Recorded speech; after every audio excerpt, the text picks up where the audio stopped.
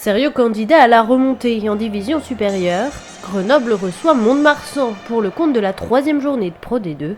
L'objectif, enchaîner avec une 3e victoire consécutive pour conserver le fauteuil de leader. La marche avant est rapidement enclenchée puisque Burton Francis ne tarde pas à ouvrir le compteur des locaux après un hors-jeu de position.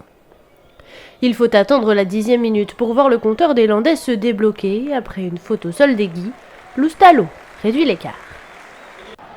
Les occasions s'enchaînent de part et d'autre, même si les Grenoblois semblent prendre un léger avantage.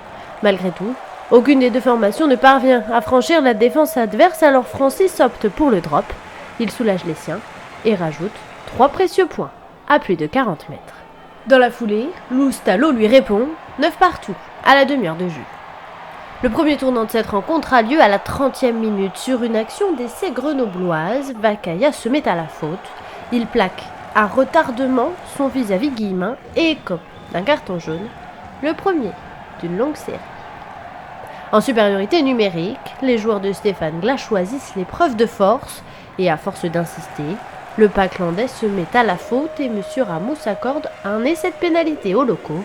Nouvelle règle oblige, plus de tentatives de transformation, c'est directement 7 points assurés, 16-9 pour le FCG. Juste avant la fin de la première période, M. Ramos sort à nouveau son petit carton jaune, double carton pour les deux capitaines. Francis passe une dernière pénalité et à la mi-temps, les deux équipes rentrent au vestiaire sur le score de 19-9, 10 points d'écart, mais une deuxième période qui va débuter à 14 contre 13. Le jeu a repris depuis moins de 10 minutes, les Montois n'ont pas encaissé le moindre point mais vont à nouveau jouer à 13 contre 14. Cette fois-ci, ils ne sont pas loin d'encaisser un nouvel essai, mais Clément Otazo empêche volontairement cette action d'aller au bout. Il est pénalisé. 3e carton jaune landais dans cette rencontre pour l'ouvreur des visiteurs. Cette fois-ci, ils n'encaissent pas le moindre point en infériorité numérique. Mieux, ils parviennent à renverser le cours du jeu grâce à ce joueur. Entré en cours de partie, Dorian Laborde relance le suspense avec cet essai en bout de ligne.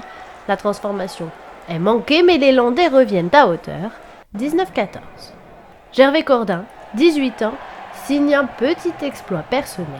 Il repart de son camp après plusieurs échanges de coups de pied, traverse seul tout le terrain et inscrit son premier essai chez les professionnels. Un petit bijou d'essai dont il devrait se rappeler longtemps. Le 5e et dernier carton jaune de la rencontre est attribué à Eddie Sawailo. À 10 minutes de la fin de la rencontre, il annule une action d'essai adverse. M. Ramos accorde logiquement un essai de pénalité aux visiteurs qui reviennent à 5 points dans les clous du bonus défensif. Finalement, ils ne parviennent pas à conserver la possession pour aller chercher plus, mais dans la douleur, l'objectif de Grenoble est bien rempli. Ils s'imposent et enchaînent une 3e victoire en autant de matchs.